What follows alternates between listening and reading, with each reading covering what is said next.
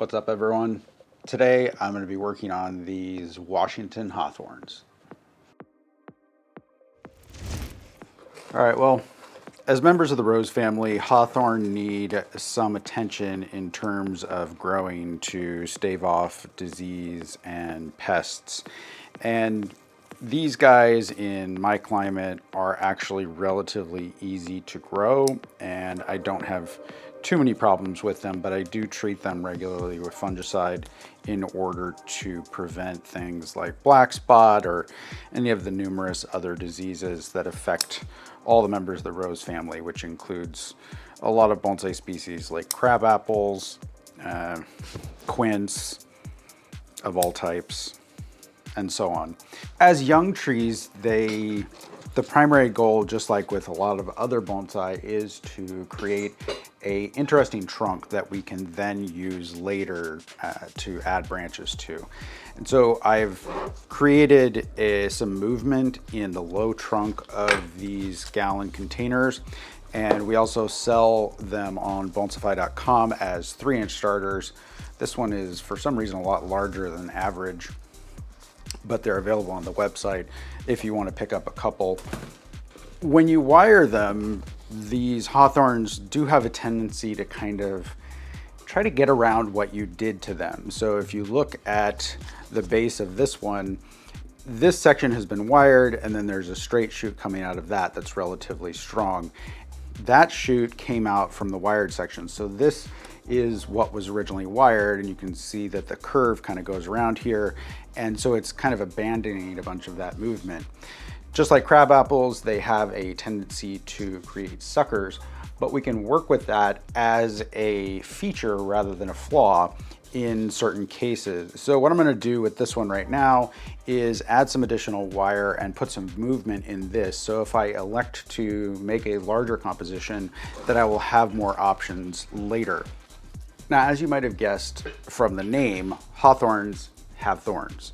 And thorns can be really annoying to work with, especially on young material where we are creating vigorous growth, and the thorns will be a lot larger than they would be as a finished composition. So I'm actually going to, as I work with this, I'm going to cut off the majority of the thorns that are on the trunk here.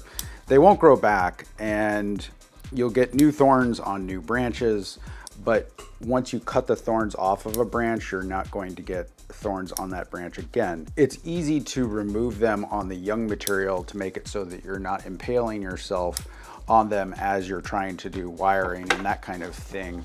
And then if you elect to keep them later, as you start to develop fine branching, the thorns will be a little bit smaller than they are on the vigorous growth. I think the advantage of keeping the thorns is that they sort of give you the appearance of more twigginess in your tree, and that can be kind of fun. And you can sort of lean into having a thorny tree as long as you don't mind the practical problems of getting poked by your tree occasionally. So now that I've got these guys wired, I am going to put a little bit more movement into it. There's some movement that comes over to here, and then that's straight up, and this is relatively straight up as well. So they have the tendency to do that. What I'm going to do is I'm just going to give this a little bit of a bend. It might end up doing that again, and I'm not going to actually take this off as a branch. And you can see that it is relatively flexible for a deciduous tree. Nothing breaking. I would expect either I wouldn't be able to bend a trident maple this way, or it would snap as I'm trying to do it. Now, they're not rubber, but they are more forgiving certainly than a lot of other species. All right, and from a growing perspective, that's probably all I really need to do to this plant right now. I could do more to it in terms of creating movement in some of these other branches, but this is going to cut down on the hormone inhibition from these large branches and start to create a more distributed growth pattern. And it's also just adding movement in case I end up using these branches, one of these, as the next section of the trunk. I don't have to make any decisions like that right now. I just need to ensure that I have options later. You set this aside and grab the next one. These hawthorns do make really good bark, and you start to see that even on this young tree right down here at the base, and it will improve over time. So you can see that this one has done pretty much the same thing that the other one did. Here's the wired section, and it's sort of trying to give up on that by sending out these strong, straight vertical shoots. This one having mostly taken over in terms of the growth for this particular plant. So same thing, I'm going to remove all of the thorns from this section so that I don't kill myself. Now, ideally, I would have probably wired this when it was a little bit smaller, so the size of this being large enough to actually become a little bit of a problem, but let's see what kind of movement we can get into it. I'm using a 3.5 millimeter aluminum here.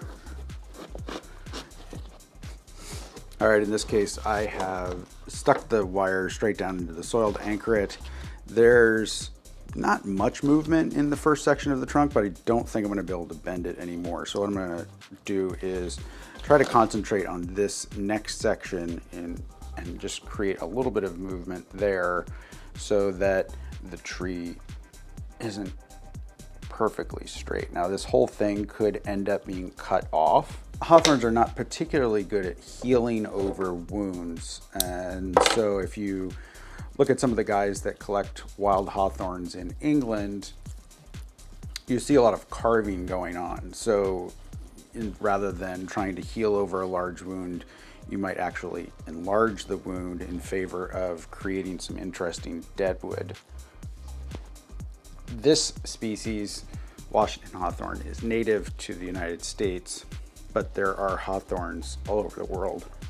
All right, so now I've got some movement in this, which if I want to make a medium-sized tree is going to give me a few more options, but I'm not quite done because this is the previously wired section down here, and I'm going to take this much smaller shoot and give it some movement as well, so that if I decide ultimately to take this whole section off and use that I will have more options on that front as well. All right, so I added some movement and twist to this and kind of laid it over so that it's not quite as strong. And I could do the same thing with this big guy up here at the top, but I'm going to leave it kind of half pointing up. This type of work doesn't take very long per plant, but it is really important if you're starting with young material to make sure that you have this kind of movement. If I want to speed this up, I can put this in the ground, and in fact, these hawthorns, I've had a couple of them escape root out at the growing grounds, and the leaves on the ones that have escape rooted almost immediately quadruple in size. It's actually really interesting, and the plant picks up a lot of vigor. You might be asking yourself, what features of hawthorn make it desirable?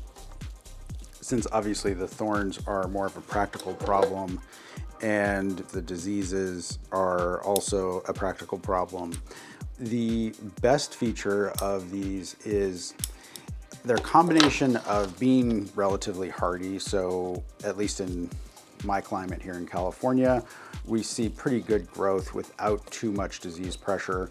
And then the main reason that I think I want to grow them and that you might want to grow them is that they have just an incredibly beautiful, fiery display of fall foliage every year, pretty reliably, even in areas where fall foliage might not be super prevalent.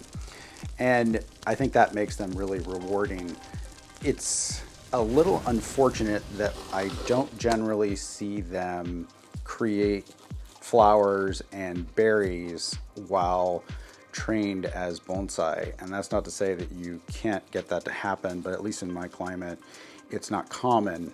The features that I'm really after here are the fine twigging that you can create with them, as well as the fall foliage. And there were a couple examples in the Pacific Bonsai Expo The expo book is out. If you go to pacificbonsaiexpo.com and pick it up, you can see basically a show catalog of all the trees that were in the 2022 expo.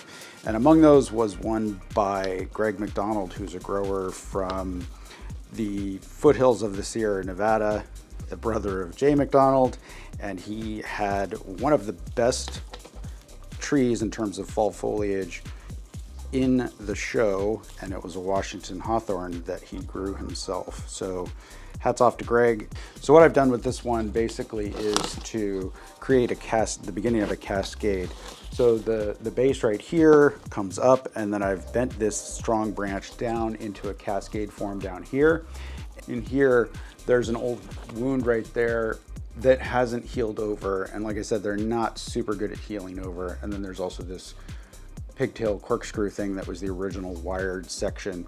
So I might go ahead and take a lot of this other growth off, like this branch not being super useful because it's below the actual one that I wired to be a cascade. But for now, I'll leave it there just to help bulk up the trunk. So great bark, great fall foliage, a slim chance of flowers and berries, and beautiful foliage and fine twigging are what you get when you grow Washington Hawthorn. If you want to pick one up, we have some available on bonsaify.com. Thanks so much for watching. See you guys next time.